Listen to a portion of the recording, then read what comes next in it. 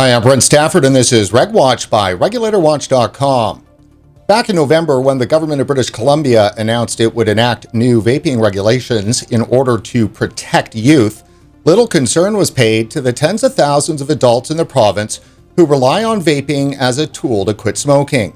In mid-December, the provincial government released details of its planned changes in what it calls an intentions paper, which, if enacted, would destroy adult access and choice to vaping products in the province of British Columbia.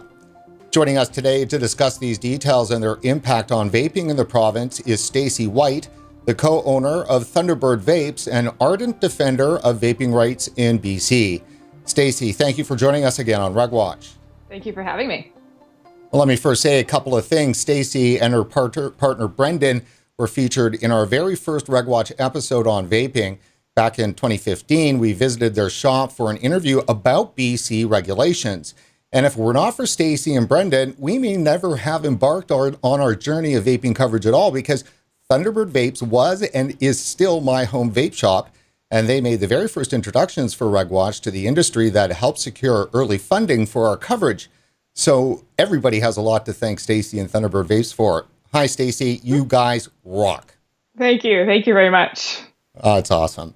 Now, I really wish that it was better news for us to be talking today, and we really want to get your reaction on the proposed regulations that the BC NDP-led provincial government has put out there. Let me say, I'll just do a run-off of the top here of that. It's really disturbing because the first thing they do is they reclassify or classify, I guess, nicotine as a, quote, health hazard, close quote. And they make a very strong point about that. Nicotine is a health hazard. And then it would cap nicotine strength, cap e-liquid containers, cap tank size, ban zero nic e-liquid, and ban most, if not all, flavors. And then you add on top the 25% sales tax, and the intentions are clear. The BC NDP-led provincial government aim to crush vaping with a ban in all but name. What do you think, Stacey? It's definitely, as somebody who works in the business, it's very scary to see the proposed changes. And I'm really hoping that we can take advantage of the feedback period until the 24th, because if they go through as planned, I think that we'll see the majority of the vape shops in BC probably close, and probably a lot of the smaller independent manufacturers as well. Close? Seriously? Yeah, no, I think that if we were to lose, or if customers lose access to the variety of flavors, the 10 ml bottle size is very, very damaging. It's going to be much more expensive to the end user. And I suspect that we'll see a lot of people actually going to higher nicotine and smaller devices to try and save a little money so that their juice will go that little bit further. Because if you're using a tiny container, you got to sort of save everything you can. I think it is a really huge step backwards if the proposed changes go through. Yeah, it seems to me that they can't really make up their mind in a way. Are they planning on, excuse me, let me just get back here off your shot. There we go. It seems to me that everything is designed to frustrate vaping at every single part. So, and we'll go through in some details, but from the top end here, why don't they just ban vaping? Because if they're going to, cap the size of the containers down to 10 mils, then, I mean, how can anybody, properly do, what is it called, Stacey? And it's funny that I don't know this, but when you're not using salt nicks and you're using, traditional vaping, is that, what do they call that kind of juice? The term that ends up getting used is freebase liquids. Which sounds terrifying. Oh, I know. My God. Oh. I like to refer to them as the traditional liquids, but they don't really have a name because they were the standard until salt came out. So salt was the distinguisher, and then you just had the other liquids. So I suggest that we need a new name there, right? Whoever's in charge of the naming, the centralized committee for vaping that seems to police language on social media all the time, or what stories you're allowed to post, that group of people needs to come up with a better name than freebase, because it sounds really scary, and it's actually the lower nicotine of the two liquids, the one that is potentially less addictive, but it has this very intimidating sounding name. Sorry about that. Yeah, sorry. Wow, 1 second. Oh my goodness. Now, I mean, you can't call it freebase. I mean, how is that? I mean, that is just insane that anybody would think that that is an appropriate term for e-liquid in this particular environment. Yeah, no, it is. And we generally try to refer to them as traditional liquids, which is to me kind of funny because traditional sounds old, and Yeah, none of this is, this hasn't been around 20 years. They're all very contemporary products. But for lack of a better name, they go with the chemistry behind it. And that's why the other ones are salts, is because it's an alkali base. Free base is the way that the nicotine is suspended. It sounds sure. terrifying, but it's unfortunately what we have at the moment. Oh goodness. Well, I'm just laughing because I literally did not know what that was. I've heard it once or twice when I've asked people, well, what is it? And they've mentioned freebase, and I was just literally just shocked or whatever, just in one ear and out the other. Yeah. So in this context, we're really searching for the nomenclature that the industry has to drive. Because here's the funny thing, and you went straight to the 10 ml bottle thing. So we're already into the weeds here. So that's just as simple as that, right? So, but in the weeds on this issue, this is to me quite amazing with this 10 mil thing, because so if the idea is to protect youth, and you want to make the argument that salt-based e-liquids, because of obviously the nature of the nicotine in the salt-based liquids, are a problem, which I think, you could say that they generally are. I mean, they do increase the nicotine impact on the body. Arguably, they actually increase, the addictive quality of the nicotine because it does get to the brain faster. That's what the salt nic technology is designed to do. So if the idea is to get rid of the salt nics, well, the government really should be supporting freebase e-liquid. Yes. Try to sell that to them. And from the most part, are my greatest concern not greatest, one of my major concerns when I'm looking at the proposed changes is it is most damaging to people who are using those freebase liquids. Because they're the people who are using higher wattage, larger tanks, larger bottles, because they're going through more liquid. And these are people who are generally using a 60 ml bottle, if not larger. So for them to be forced to go from that $25 to $30 60 ml bottle down to a 10 ml bottle, which, we don't have any 10 ml bottles from any of our distributors as an option to purchase at this point. But a few years ago, when we did have 10 mils, they generally retailed around the $8.50 to $10 mark. So it's going to be substantially more expensive. And then if there's a 2 mil cap on the tank, their tank's going to be draining very quickly. So again, that's going to be prohibitive to those lower nicotine liquids. So it actually, the way that these proposed regs join up, they actually favor the salt nic and the higher nicotine. I guess if you got 20 mil salt nic, right, you can do a pretty good job with that. Yeah. So the freebase, I have to use freebase because if that's the term that everyone's using. Unfortunately, it's the term that's prevalent at the moment. Okay. See, I'm really bothered by this. Let me explain why I'm bothered by this. Because when we first started covering this, so when you and I first met and started covering this issue, we used the term e-cigarettes because that's the term that all of the media use. That's the term that Public Health England, RCP, all the researchers used. And relatively soon after we started covering this issue, it would have been sometime maybe in the spring of 2016, there was a movement inside the vaping community, and they clamped down on people who were using the term e-cigarette, the little fascist, name people.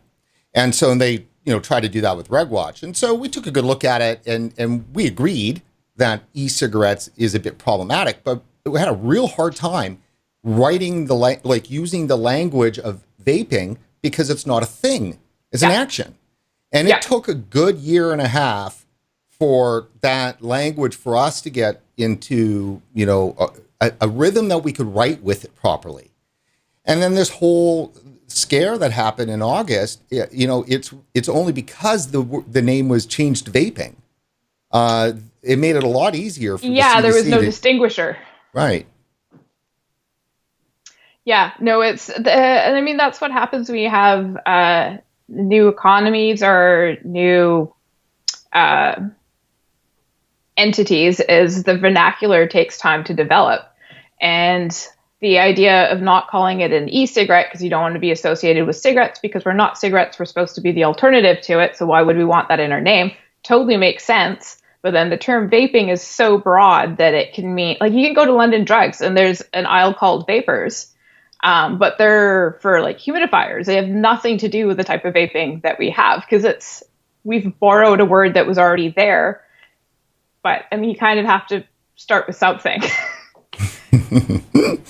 Yeah, true. Okay, so all right, let's head over to the vapor products intentions paper, and this is what the province of British Columbia put out in mid-December. Now, Stacey, there's a deadline that's coming up here, real quick. Why don't we first, talk about that, and then we'll get into some more of the nitty-gritty here. Yes. So our deadline is January 24th. I believe the cutoff time is 4:30 local BC time, Pacific time. We have until then to submit feedback to the BC Ministry of Health as to how these regulation changes would impact us. So for businesses, we're sharing our personal stories about how vaping has helped us come from smoking, also sharing stories of how we've seen customers change their lives. We're talking about the business impact it will have on us. And we're encouraging each and every one of our customers to send their feedback in too, because as much as the government may listen to us, they really are going to take the feedback from the end users. That broad section of voters is going to make much more difference than any of the businesses can. And I'm trying to remain hopeful that when they see exactly who these vapors are and the broad spectrum of the population, the broad age ranges, like the majority of our customers are the 30 to 50 range. This is not teenagers we're talking about. These are grown adults who are all former smokers. A lot of us were really heavy smokers. So we're really hoping that as the government hears about how flavors and nicotine strengths and just the array of options on the market has helped people, and that there's no one solution that works for everyone. It's sort of essential for there to be options, because what's going to work for one person who is a heavy smoker for 20 years is probably different than somebody who's only been smoking for 5 to 10 years. How many vapors are there in British Columbia? That would be a really helpful stat for me to know right now.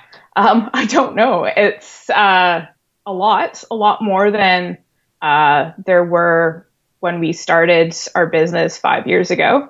I know that even just walking around, I'm now kind of shocked when I see somebody smoking, because the majority of the time you see less and less smokers and you see more people vaping. But as for an official number, I'm not really sure where we're at. I think when we kind of put the numbers together late last year for one of our episodes regarding BC, it was somewhere, could it be around 80,000, or does that sound a little light? I'm thinking it's probably higher than that. I believe I remember seeing something about they suspected that there was over 8,000 or 7,000 retail spaces in BC. So I would think that the total users would be higher. But I mean, it's growing constantly too. So it's hard to say. So let me ask you this, because let's handle the last little bit of kind of the preamble. How big of a hit did your business take in October as a result of the lung scare? It started in August, and I would say we were probably 20 to 30% down in sales over the course of a few months. It happened really, really quickly, and we started to see a little bit of an increase again in November, sort of flattened out in December, but it was a really, really steep drop that happened really quickly. And it was it's still very slow for people to really catch up with what actually happened. We see a lot of people coming back in saying, they went back to smoking, but they just can't handle it. They want to go back to vaping. And they are still under the impression that vaping could be worse for them than smoking because they haven't realized that the deaths in the States were related to THC products that had been tainted and had nothing to do with nicotine vapes products. A lot of people don't even realize that there's regulations in place in Canada to make sure that no contaminants like that are in our products. So it's been alarming at how poorly the media reported the outbreak in the States and how slow it's been for people to learn what actually happened. The other thing that was quite alarming is that a lot of people who do use the THC products don't realize that they were the ones who probably should be paying more attention. That was very slow as well because they saw stories about vapors and they don't probably associate themselves as vapors. It wasn't evident in the stories that it was THC products. So again, they didn't think that it was something they needed to worry about. So, I mean, we were really lucky that we didn't see any of those cases in Canada because our population was really not aware of what was actually happening. So what you basically then, and that's disturbing, but something that we certainly knew, is that there are people out there, at least during the time, who did not know that it was them that should be worried. Yes. Yeah. Right. That's unbelievable. Yeah. No, well, it was terrifying. you watch the Canadian and U.S. news media both. So how would you rate the two in terms of honesty? Let's even just say in like the last 30 days, is one side worse than the other? Well, I think a lot of it depends on your sources of where you're getting it from. There's more U.S. media. So they're probably a little bit more prevalent. But no, I mean, Canada dropped the ball quite as much as the States. Some networks more than others. CBC, I lost a lot of faith for, which really, really hurt me because I think they were, in Canada, probably the worst culprit at reporting. Even after the CDC had made it quite clear what the contaminants were and what the links to the deaths and the illnesses were, the CDC was still saying that there was little to no evidence as to what had happened. So that was really troubling.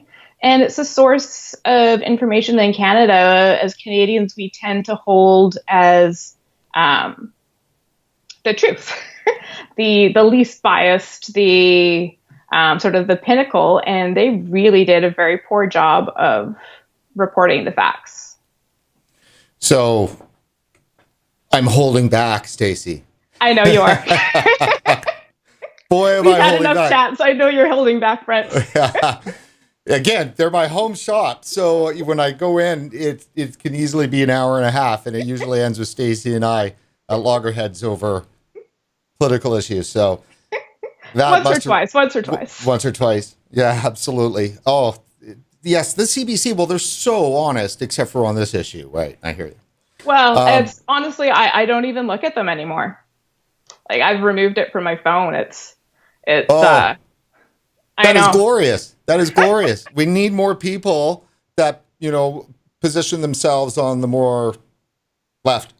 Honestly, I try to look at a broad spectrum because I think that's how you get a balance. Even if I don't agree with something, I'm generally going to try and read it. My faith is a little shook right now in a couple of the Canadian platforms. Fair enough. All right, that's good. Well, look, we had to get a dig in on the CBC, though you totally bowled me away there with that. So I'm pretty happy to hear that. So let me make sure that, so you've got our program feed, so that's good. So you can see this. Mm-hmm. And so this, again, is the BC Intentions paper. I jumped to page 5. And you wanted to start here, Stacey. So why don't I give you an opportunity here to lead us in here? Okay. I think, though, that is actually... Oh, yeah, I was on page 3 there. Yeah.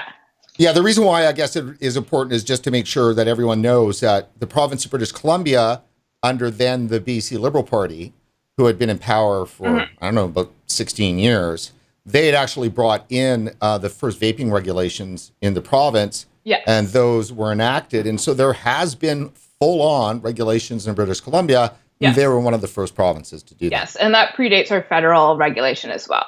Correct. Okay, so here we are. Page 5. There we go.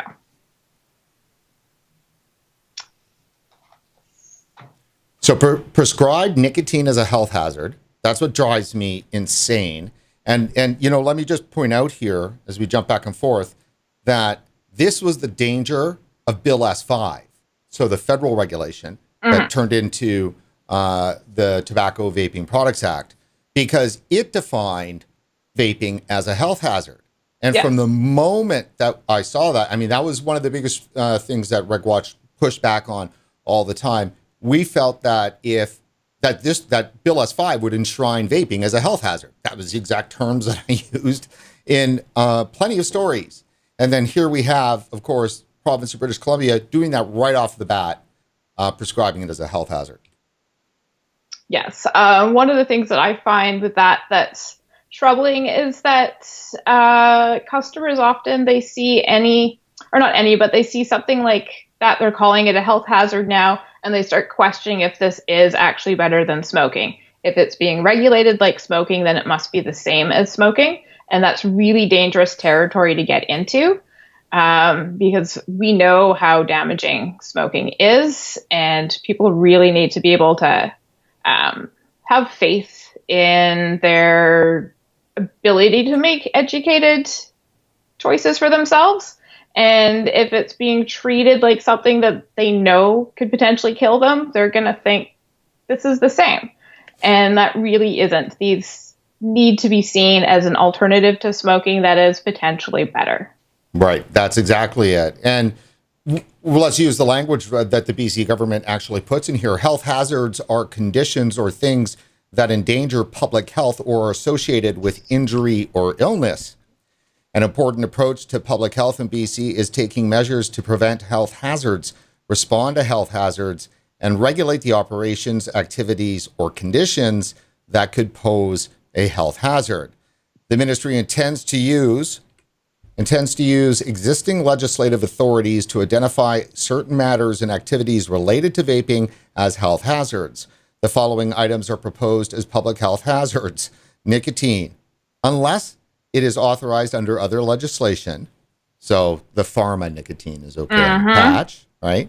And e-substance vapor products without cannabis and nicotine, non-nicotine and non-cannabis e-substance. So this will get into the weeds here. I'm going to try to lead us in, but let's finish this off here. Yeah. Prescribing matters and activities related to vaping as health hazards allows the province to place conditions on activities such as sales, distribution, marketing, promotion, and messaging as outlined below.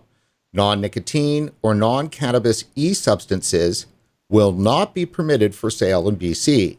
This restriction is to prevent youth from starting vaping. Research suggests youth start vaping by using flavored vapes that do not contain nicotine or cannabis. That is just very curious. It is. On my paper copy that I have next to me, I have all sorts of highlights and notes over that little paragraph at the end there. So I am really curious to see what this research that they have is that teenagers start using nicotine and cannabis-free flavors. Basically, we're talking about zero nic vape. Yes. The government of British Columbia is saying that the youth vaping epidemic starts with zero nic e-juice. Yes, that's apparently what they're saying there. Well, it's not apparently. It is what they're saying there. I'm convinced to the factuality of that statement. As a shop owner, we see minors come in, we ID them, we send them out. In the process of us IDing them, they often try to chat away at us while we're going, and they're generally asking for salt nicotine liquids. They're looking for high nicotine liquids. You ID them, you send them out the door. A few minutes later, you have a customer come in, tell you that some kid's asking them for salt nicks. We go outside, we tell them to move on. They're not looking for nicotine-free liquids. If they're getting nicotine, teenagers, I mean, we were all teenagers at some point. Teenagers will make silly calls about things in life, and they're generally not kids will try and get drunk. They're going to try and smoke. They're looking for new experiences, and the head rush, that's what teenagers are looking for. They're generally going for these higher nicotine devices that are easy to hide. They get a quick hit. They get a head rush. They're not looking for free-base liquids. They're not looking for nicotine-free liquids. There's Facebook groups that are always being shut down that are selling to minors, and they're not selling nicotine-free liquids. It's always about nicotine. So how does this... I don't understand that statement. No, I know. I totally hear you. And I think that it portends something more sinister within inside this document. How could they make that and pretend that they know anything about vaping? So I assume that they know something about vaping, and that the research that's been handed to them, foot and mouth by Cancer and Lung and everyone else. I mean, would any researcher in Canada make this argument? There's no way. I don't. I'm baffled, and I've been trying to figure out that statement since I think December 16th was the first time when this document came out. I've been trying to understand that since then, and it makes no sense to me. I don't understand it. Let me reread it. Let me reread it for everybody here. So, prescribing, wait a minute, non-nicotine or non-cannabis e-substances will not be permitted for sale in BC. This restriction is to prevent youth from starting vaping. Research suggests youth start vaping by using flavored vapes that do not contain nicotine or cannabis. Again, I'm lingering on this because I think I don't know if it's appropriate to use that in a reply to the government if you're making some kind of a statement, in the public, comment process. But it seems to me that advocates and researchers and so forth should be calling that into question. Yes. I have my ideas as to why they're trying to ban nicotine-free liquids. Well, is that to prevent the shot fills? Yes. So explain that for our viewers. Okay. So in the EU, they had similar regulations go in where nicotine cannot be sold, or e-liquids with nicotine cannot be sold in containers larger than 10 mils. So what ended up happening is manufacturers would do their 30 or 60 mil bottle of concentrated flavor and they'd do a short fill, and then you would have concentrated nicotine to whatever strength you want as a shot that would be mixed into the larger bottle. So you could still get 60 mils of liquid, but you mix the nicotine in yourself. And I believe that's what the BC government is trying to sidestep. This is, I think, a fairly clumsy excuse to that end. Honestly, if that's what you're trying to do, just say that's what you're trying to do. Really what happens here is, from the customers that I've seen that are using nicotine, predominantly are people who've worked their way down to 3 milligram, which is the lowest nicotine strength liquid that you can generally find. That would go down to a 0, and they're either blending the two or they're just using 0 as the final step. We have seen the odd person who has gone through recovery and wanted something with an oral sensation, but didn't actually want nicotine in it, that would use 0 for a little while. But for the most part, we've seen it as it's people who've worked their way down from using higher levels of nicotine down to 0, and it's their final step before they quit, or they're wanting to hold on to the oral fixation, and just the ritual is a big part for some people. And some people are contented to stay at 0. Others want to stop there. So I think it's sad to see that one go, because it's an important step for a lot of people. And it's not just an important step. It closes off the avenue, the loophole, so to speak, that it was used in the UK. Yes, and that's a big deal. So they crush the size. So they say nicotine's a problem, salt nick's a problem. They don't use the language, but you would think they're saying, okay, go use the freebase. That's what you should. That should be okay. that's kind of because that's the model that's kind of happening in the rest of the country, right? Is that okay? Well, we can accept, nic caps and this and that. We're just going to be going back to the traditional liquids, which there was no teen youth epidemic with the traditional liquids with the freebase, but this closes that off because the forcing it down to 10 mils really closes that off. And then saying on the other hand, if you just have PG and VG, that's illegal too. So it seems very determinant here to frustrate vaping in a very crucial way. Yeah. Yes. And again, it's the people using the lowest nicotine levels that are going to be the first ones who are hurt by this. And those are generally the people who've been vaping the longest and the ones who are more consciously trying to quit nicotine. Mm. All right, so let's go back to our fun little document here. So they've got restrict concentrations in vapor products. So that's the 20 milligram per milliliter cap. Yes. Overall, how do you feel about that?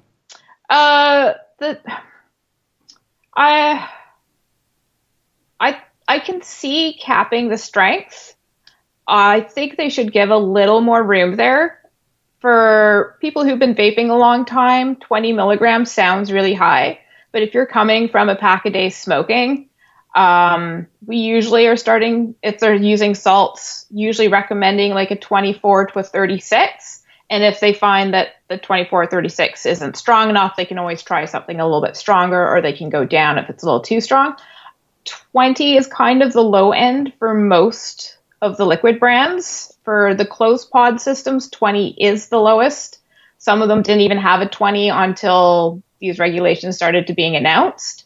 So it is a low strength when it comes to salt nicotine. I think like somewhere in the 30s might have made a bit more sense, because I do think it is important that people have some steps to go through if they're wanting to work their way down, opposed to starting at what's kind of been the bottom.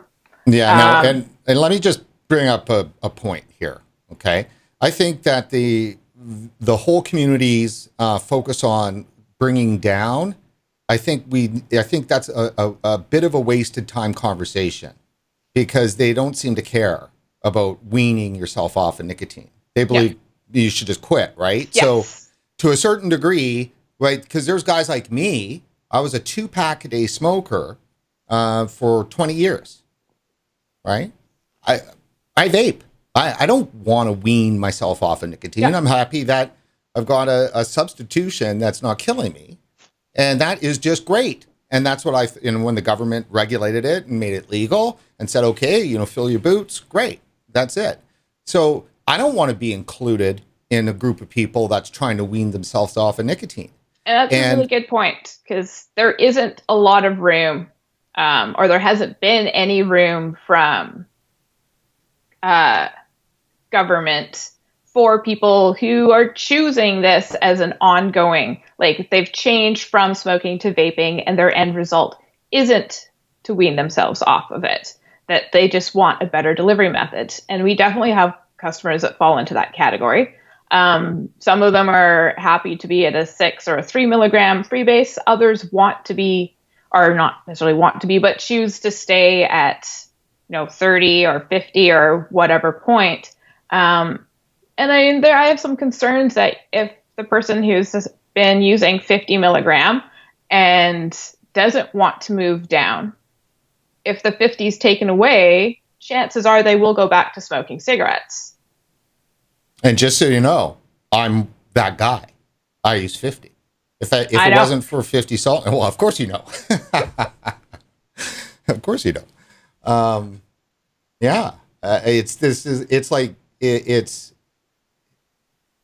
This affects me personally because this is my province. Yes. Right. And I mean, obviously, all of this affects me everywhere as a news person that covers this issue. But here at home, I'm not going to be able to get. I'm going to get little bottles like this. My own provincial government wants to hurt me, wants to punish me, and all the other vapors in this province. And I'm bothered by that. Yeah. And another one on the side of the 10 mils there, when you talk about your home province and the products that you like using, currently, I was told this by one of our juice makers. I'm not a manufacturer, so I'm not that familiar with the logistics behind bottling. But one of our local juice makers had mentioned that the 10 mil bottles require an entirely different machine that he doesn't have and is very expensive. And he's contemplating whether that's cost effective for him to have this invest in this machine just for BC. And maybe he should be focusing on other provinces. The other thing that he mentioned, and this is one I'm not sure because I don't know the bottles myself, but he was saying that he's not aware of any 10 millimeter or 10 milliliter bottle that meets the Canadian child safety standards. Wow. So I hear that and I realize all of the 10 mil bottles disappeared from the market. And it happened around the time the Canadian regulations went in. Now, it was sort of a dwindling market anyhow, so I hadn't paid that much attention to it, but it would make sense that that was the timing that those last holdouts of the 10 mil switched to 30 mil bottles, is because the 30 mil bottles they were using met child safety standards, and the 10 mils didn't. And if that is the case, BC has just told us we can only have it in a 10 mil bottle, but you can't have it in a 10 mil bottle because the federal government says it doesn't meet their standards. Now, I don't know if that's an oversight on their part and being ill-informed about what they're trying to do and not understanding the logistics behind it, or if that's an attempt to basically just ban it. Well, and that's the position that we have in terms of our review of this, is that every single step of the way here is just closing doors. So it's a ban in all but the name. And that's what's an issue here in big time. And they're doing it without really new legislation. I understand that most of it's going to be done through the Public Health Act. And then they're doing the taxes through the Ministry of Finance.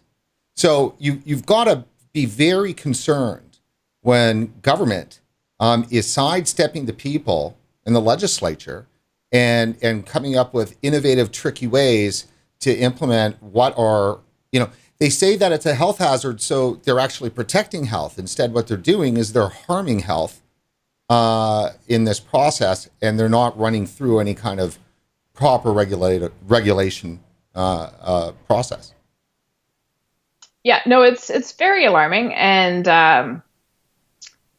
so what is this consultation then? Is this consultation, is this the Ministry of Health that the consultation is from, or is it? Sorry, the 24th of January deadline, or? Yeah, that's correct. Yes, that's for the Ministry of Health. So that's for them to make their proposed changes. I believe they're required to have a consultation period to hear from stakeholders, customers, general public, before they can finalize changes. I can only hope that they actually take that feedback seriously. Because like I say, it's the changes are damaging on many, many levels. Yeah, certainly. Let's bang through the last here. Restrict the sale and distribution of e-substances and nicotine-containing products. So this is, pretty basic. They create, class 1 and class 2 of retailers. One is retailers that, are all ages that can go in there. So that's your convenience stores and so forth. And they've got, basically, it's a flavor mechanism that's being attached there. Yeah. Right. And then there's the class 2 retailers, which are retailers such as yourself. Yes, age restricted. So those are the 19 plus establishments that to even enter the premises, you need to be 19 years of age or older. Right. And so then the big granddaddy here, number 4, is restrict the sale of flavored vapor products. The ministry is considering implementing restrictions on the sale of flavored vapor products. The class 1 vapor product retailers are all ages access retailers where age verification is required to purchase, e.g. convenience store, and they will only be able to sell tobacco-flavored e-liquids or pods. This will provide adult smokers a choice to access nicotine vapor products where tobacco products are sold in the same retail outlets. So, tobacco only. Class 2 vapor product retailers, so vape shops, or age-restricted establishments that'll be able to sell tobacco-flavored e-liquids or pods and additional flavored products that contain nicotine. So Class 1 or 2 retailers will not be permitted to sell products that imply an association with confectionery, dessert, soft drink, or an energy drink, i.e. either flavor or name. The province is considering expanding this restriction to food and beverage flavors. And then the cap, of course, is flavored e-substances that do not contain nicotine or cannabis will be not permitted for sale in BC. Let's handle that last part in a second. So again, a ban, restriction on confectionery, dessert, soft drink, or energy drink. Yes. And then it could be expanded. This restriction could be expanded to food and beverage flavors. Yes. Stacey. Aha, yes. So it always comes back down to flavors. We'll start with the first ones that they're talking about, your confectionery, dessert, soda, energy drink flavors. That covers a whole lot of the flavors out there. I would love to give you a percentage. I'm guessing that's going to be now it depends on how nitpicky they are, but I'm going to say maybe 50, 60% of the flavors would fall under there. A lot of the fruit flavors are sort of more fruit candy flavor. I'm not sure how you're going to have a distinguisher for, if the strawberry tastes too much like a cake. I don't know. The ongoing joke we've had at the shop is if there's going to be the government's going to hire a tester who has to taste test every single flavor and decides that tastes too much like donut. But it's one very subjective. Like how do you? Because if they're saying, I understand you can't call it that, and that's what the federal government has put in their regulations. So that was I can understand that you can't say it's a donut, but to say that you can't have it taste like a donut, I think it's too subjective. Because maybe it tastes a little bit how do you make that call? And if we're not saying it tastes like a donut, why does it matter if it does taste like that? Or like vanilla. Vanilla is one of the most popular flavors, especially for people starting out, especially of the older set of more along my age and up there. It's my husband's favorite flavor is going to be vanilla custard. Custard is a dessert. Does that mean vanilla custard is banned?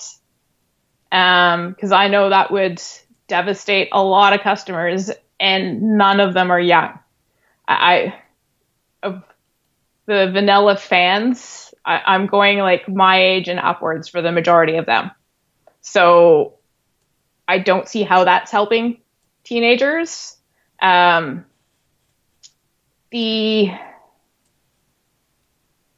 second part of that, if they expand it to all food and beverage flavors, I think you've just banned flavors, because really all that would be left would be tobacco flavors. They might mint, they might say is not a food. So you could have mint, menthol, tobacco, flavorless.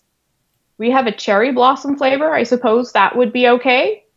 But you've just gotten rid of 90% of the flavors. Well, and that's exactly it. You just said it perfectly. If they do expand that, wait a minute. Let me just make sure hold on one second here. If they do expand that into, there we go. One sec. I got a little surprise for us. Are you serious?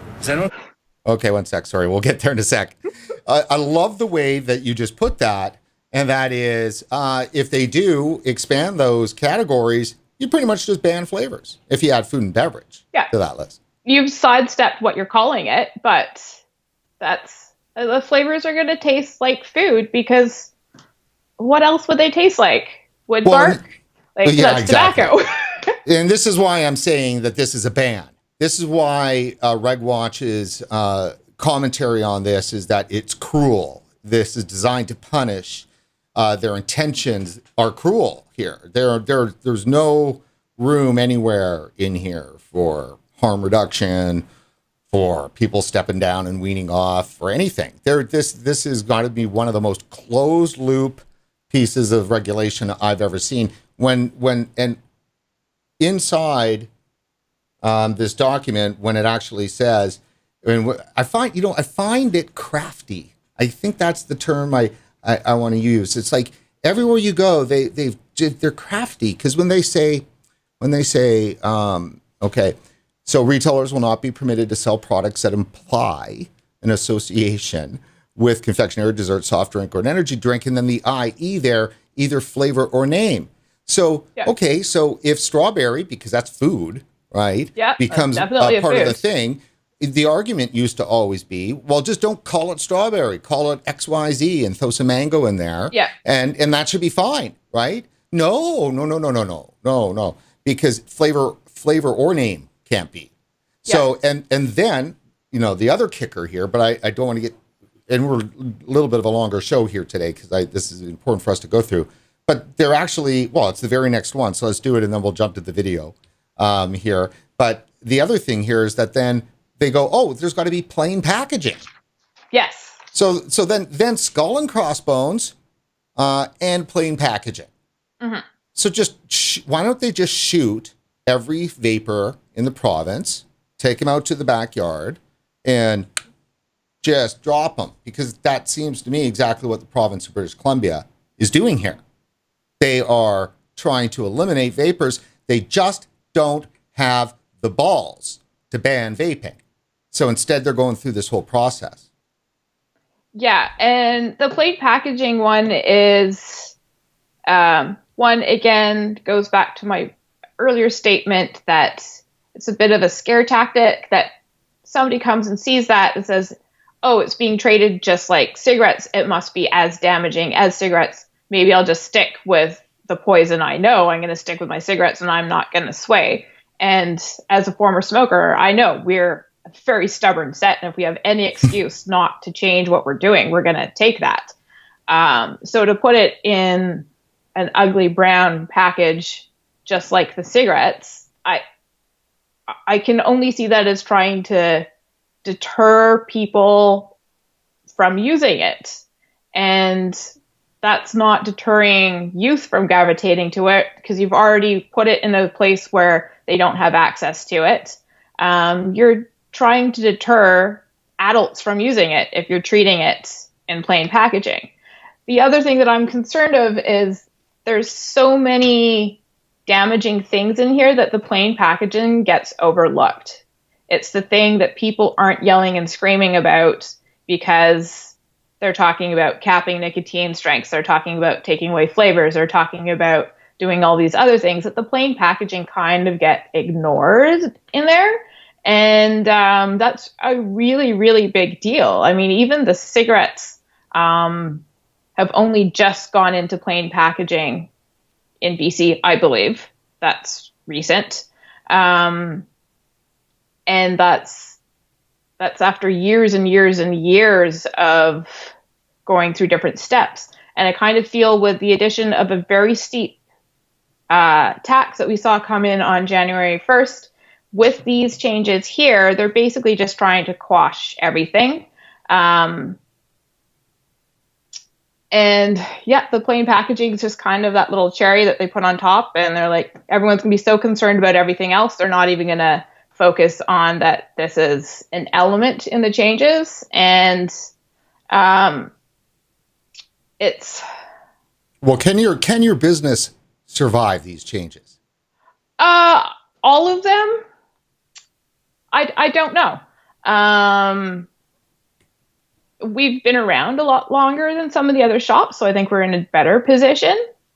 I mean, there's an argument to place that they say if the corner stores are going to have less selection, people will have to go to vape shops. So that's potentially better. However, if everything's in a 10 mil and you've got your flavors gone, I suspect people are just going to be ordering their product online from outside of the province, and I can't compete with that. Well, actually, it's interesting. There was a discussion that I was just having with one of RegWatch's supporters back east, and they were discussing about how they were interacting with the BC provincial government regarding sending product to BC, and they know they do indeed have to charge that 20% if they intend to do business in British Columbia, or if they market into British Columbia. If they happen to catch a customer that from British Columbia, they happen to just catch. I guess they don't. That customer needs to self-report their PST, which is just maddening. Yeah. Right. But basically, though, if you have been doing business in British Columbia, it'll be pretty hard. Obviously, once the tax started, it'll be pretty hard to make an argument that you haven't been regularly doing business in British Columbia online. And the tax is one thing. However, the bottle size is going to be harder. They get to open every box to see that they're not sending 60 ml bottles to BC. Right. And I think that's where we're really going to see the big change. The tax is there. It's a big jump. It will probably make people sort of think about whether they really want to invest in a new system at the moment. It'll probably drag out their hardware a little bit longer, which is fine. But I think they're going to, for the most part, they're not going to stop using their liquids. But if you say that their bottle size is now a 10 ml, which costs 4 times as much per mil as they were getting before, or twice as much depending on the bottle size they're doing, plus that huge step in taxes, I think that's where you're going to see more and more people just going like 10 mils is too small, it's too wasteful. We'll get it online, especially if they can't get their vanilla flavor or whatever is their go-to, or we just don't have that selection to offer them. They're going to look for online solutions. Right. Yeah, they will look for online solutions, there's no doubt, and there's plenty of them out there. Before we finish up with a couple of the last questions and this video that I'm going to show, which is probably going to get us this video, our show yanked off of YouTube today, but I've made some a few precautions in that case. But so let me just first jump over here and remind everybody to go to regulatorwatch.com. That's support.regulatorwatch.com. This is our support website where we reach out to you, the viewer, and ask you to kick in a few bucks to help us make this content happen. Because, of course, it takes money to do what we do. And thank goodness you all have been helping. But we could use more, and we need to grow what we're doing. So please head to support.regulatorwatch.com and check out who supports RegWatch. I think that's always a really big, important thing to do. Demand Vape, our anchor supporter, which is fantastic. And, of course, Flavor Art, Divine Laboratories, Juno, and Stealth. And then great groups of people here, our monthly rock stars. Of course, Flavor Crafters, one of the first e-juice companies that I fell in love with. And Stacey remembers, I'm sure fondly, selling me a lot of Flavor Crafter product, Pina Colada in the little 10 mils. And little 10 mil bottles. We're going right back to the origins, apparently. That's right, the 24 mils. I've still got a few of those that I had in the fridge, and every once in a while I do my little mix. So I'm a mixer. I freebase mix. I mix freebase. So you little 24 mils of 24 milligram per mil of Pina Colada freebase from Flavor Crafters in with some Premium Labs Alpha watermelon, and then a splash whatever I'm working on that day. So that's been my main thing. That's what got me off smoking. Yep. So, and just let me finish that off. And then, of course, the rest of our great people that are with us monthly, we do hope that some of you will also come on so we can get you up here on the board. And, of course, our one-time heroes, too, as well, that kick in bucks. And, boy, if you got American greenbacks, send those to us. We love the American dollars, and we will obviously make good use of it. Actually, we want to bring on some support, some help for me, so then I can then have more time with the content and reaching out to people that we need to interview. So some of the dollars that we're asking for to come in right now, we can get another couple of grand in a month. That'd be great, because I've got 2 people that have been helping us out in the background, and I want to put them to real work. So posting, promotion, a bunch of other things that then I don't need to do that. And that will be huge for us. All right. So Stacey, so I think you may know what I have lined up, or maybe not. Have you seen the ice cream truck video? No. Oh boy. Okay. Now, this came across my desk today here too as well. Some of our fine people in a chat group I'm in from across the country, and they're like, have you seen this? And I had not. And it was worth puking for. So here is the Breathe, the Lung Association. I do believe that Lung is the worst organization for propaganda anywhere, both in Canada and the US. And I think they're the original March of Dimes, if I'm correct on that. So these guys have been, these progressives have been around for a while. They're the quintessential progressives sitting here at Lung, and the worst propaganda in the world. And they've got this video. Let me just switch over. So I'm going to send us over here. I'll kill your mic, Stacey. Okay. And just so you know that, but I'll be able to hear you here. All right. Okay. Okay. Here we go, folks. Call the cops on you guys here today? It's dangerous. You shouldn't be here.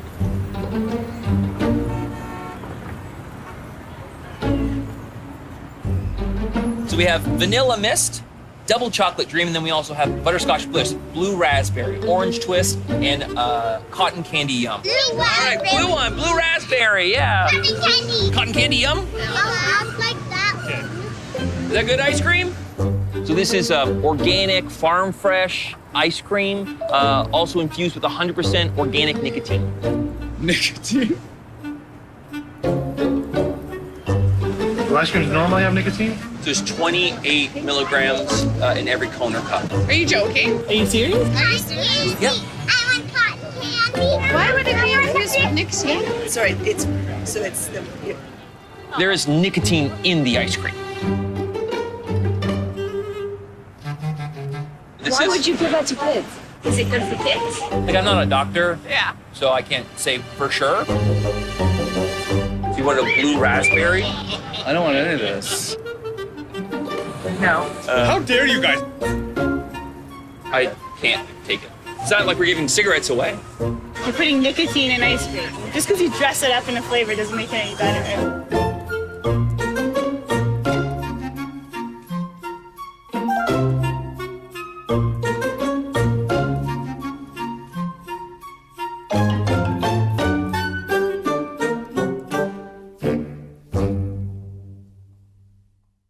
What? Are you serious?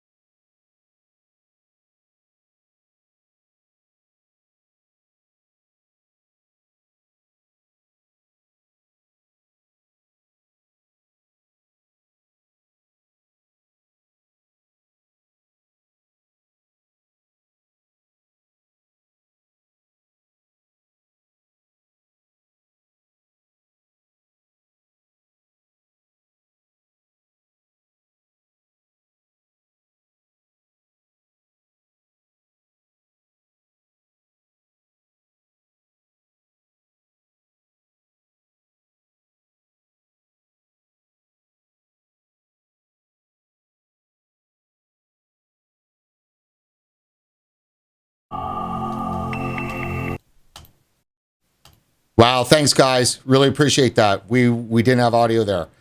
So one of my famous mistakes. So Stacey, let me first ask you then, now that we do have the audio, and thanks Thomas and those of you who just did that. What do you think of that, that ice cream video? Oh, you missed my original brilliant statement. I did. It's insulting. It's really, really insulting. And what I was getting at is that it makes light and ignores the fact that adult vapors were heavy smokers usually.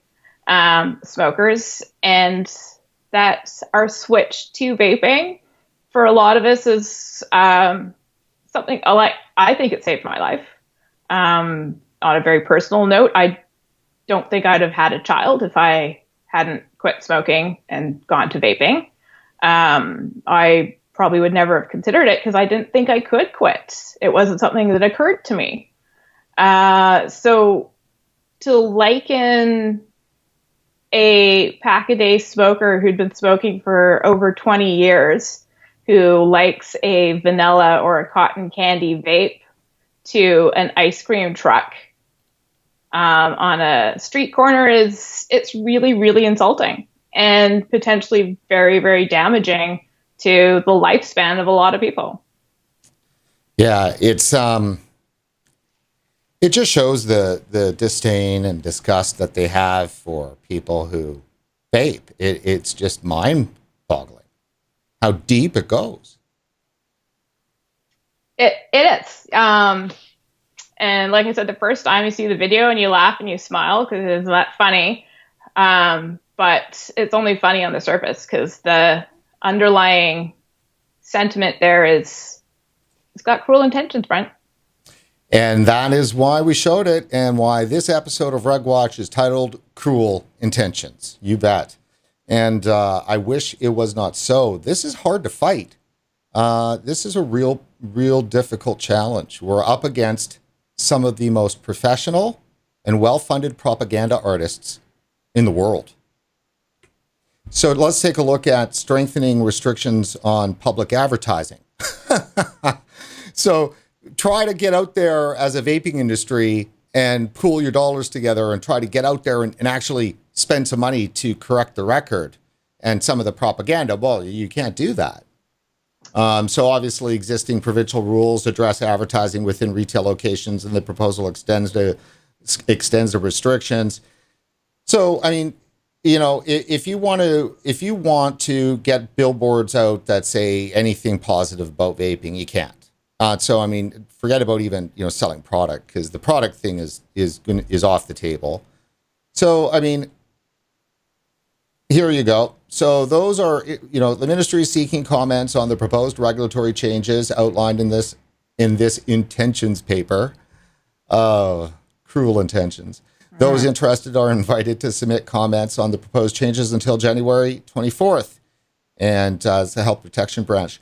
So, all right, where are we at, Stacey, in terms of people fighting this? How organized are the shops in British Columbia, and what's been the reaction from vapors to the shops? And is there anything else getting organized in terms of presenting a united front to the government? Unfortunately, I don't think there's anything too organized. I know that there are some advocacy groups out there that are trying to represent the industry and the vapors in a more positive light and more truthful light, trying to sort of highlight some of the logistics. Like I'd mentioned, things like that 10 ml bottles might not be feasible just due to child safety requirements. But I think there's a lot of people don't actually realize the scope of these regulation changes. And something we didn't really touch on here, but when the initial press release went out, the implied regulation changes were much milder than what came out in the intention papers. And the intention papers came out very quietly in mid-December. A lot of, there was no press release around it, so there was no media attention to it whatsoever. Whereas the initial press release, there was a lot of attention that changes were coming, but we didn't know what those changes were, so it's really hard to properly highlight that. We've had employees from other stores come in the last week who don't realize that there's a deadline coming up for feedback on this. They think that it's a done deal, or they don't know that 10 ml bottles could be a potential in the future. So there's a lot of ignorance around this, in the sense that it's been hard to find this information. It wasn't sent to us. I actually stumbled across it through a vape group that I belong to on Facebook. So it's challenging, and it's a little sneaky how they've put it out. I believe it actually came out the same day the impeachment was announced in the U.S., so the media definitely was looking in another direction. And it was just before Christmas. People aren't really thinking about, fighting for their vaping rights when they're trying to get their Christmas shopping done and trying to see all their family. So it's really been since January 1st that we're really trying to make sure that every customer who walks through our door knows that this is happening and knows that they have until January 24th at 4:30 to submit their feedback. And I don't know, talk to your MLAs. Anyone you can talk to help is more people listening. And we can hope for the best, I guess. But really, we got to stand up and yell. You don't sound very hopeful. I'm so tired, Brent. It's been 5 years of fighting the good fight, and I feel like we keep coming back to a bigger battle. And I don't know, we're going to keep doing this as long as we've got the ability to do so. But this is the scariest one so far. This is the one that feels the most like we could lose it all. And your last statement there actually is, I think, the real intention here. Now, obviously, there's a cruelty part, right? And there's the punish part and everything else. But from a tactical point of view, because the province of British Columbia is demonstrating that they don't have the balls to actually ban this product and then get into the fight and stand up for their position on it and present real science, not kids use non-nicotine PG and VG juice to first vape. I mean, it's just insane. So they clearly are locked in whatever, thoughts they've got about vaping, and they're just trying to ban it. And they know they just don't have the guts as politicians, because of course they're a minority government. And you'd have to imagine that there's a lot of smokers and ex-smokers who vape that tend to lean a little bit left in the province of British Columbia, which leans so far left that it falls off into the ocean. But I mean, that being said, right, clearly this is designed to frustrate vape retail shops.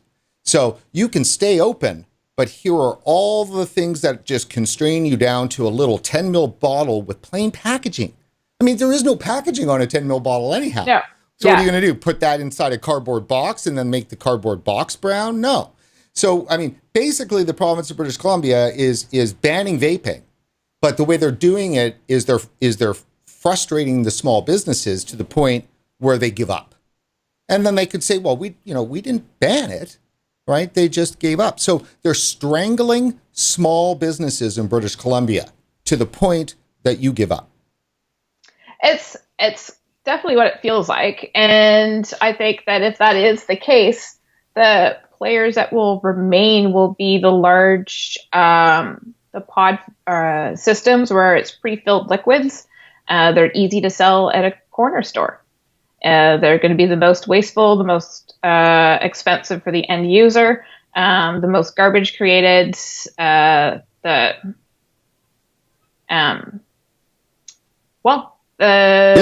most of all the pod systems I'm aware of, 20 is the lowest strength. So it's a sidestep. Like there is nowhere to go if that's all that remains. So big tobacco wins. Yeah, that's what we'll see. All of the little mom and pops and the independent companies that have risen up over the last 8 years in Canada, I think we'll see them disappear. We're already seeing a lot of them. There's fewer and fewer selections and more going through larger distributors. Now, some of that is because smaller manufacturers have realized that it makes more sense to send their recipe off to a larger lab to do the manufacturing. But yeah, we've definitely seen fewer, smaller, independent juice lines. So if this happens in British Columbia, what do you think will be the impact, if any, across the country? Would this be used as a template? I'm concerned it could. I think, and that's one of the things that we've been stressing to our customers, that's even more important that we fight this as much as we can, is we don't want it to be set as a precedent as to how the industry should be treated. And I think people are a little bit more responsive than they have maybe been in the past to actually voicing their concerns, because they've seen things like Washington State's banned flavors. The US just announced, I believe, pods, they were banning flavors. So people are seeing that this is a reality in other places. So they're a little bit more prone to actually voice their concerns, where in the past might not have been. So I can try and remain a little optimistic there, but I don't know that will be enough. We'll see. It's a waiting game at this point. Fight as long as you can, and then you wait and see what the results are. Well, if you're a vapor in the province of British Columbia, best get writing something now and to send in.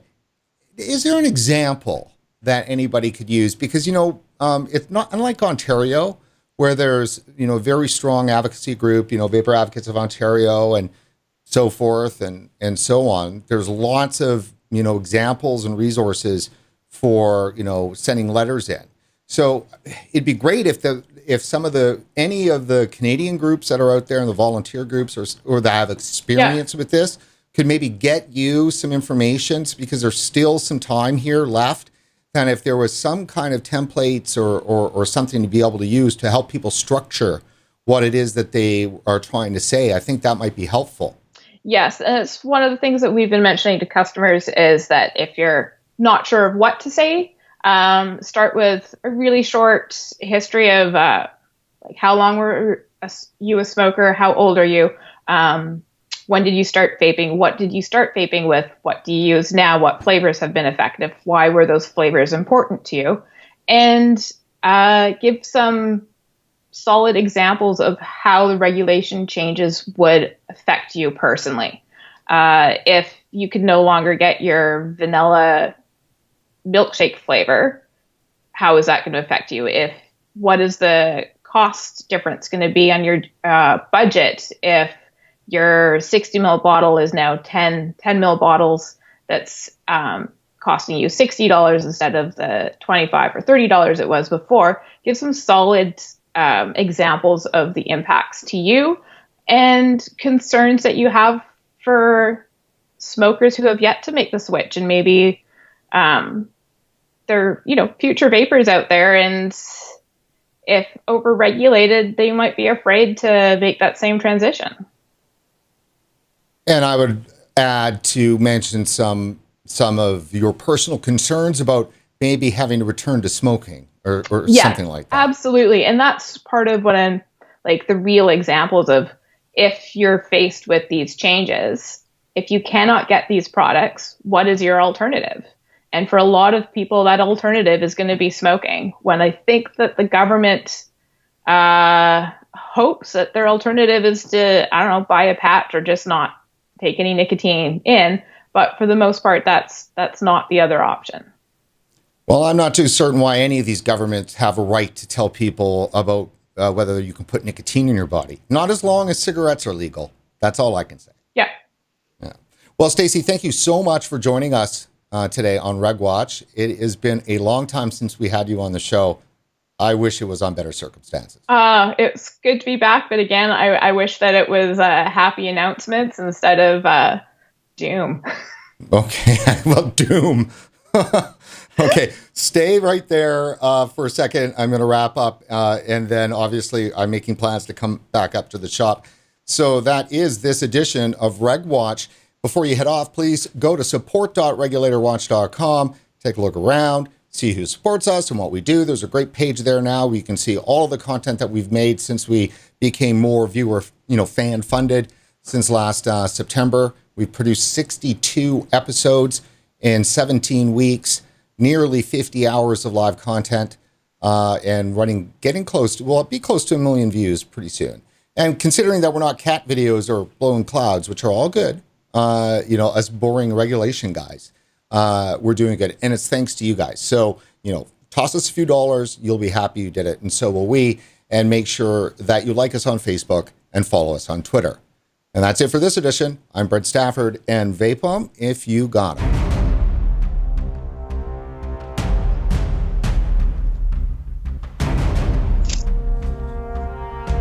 Yay. Oh man, ended with doom, eh? I think I was getting tired, Brett. Yeah, no, I know, no doubt. Well, we covered a lot of stuff, though. I think Yeah. that was important. Yeah. So, yeah, 1 second.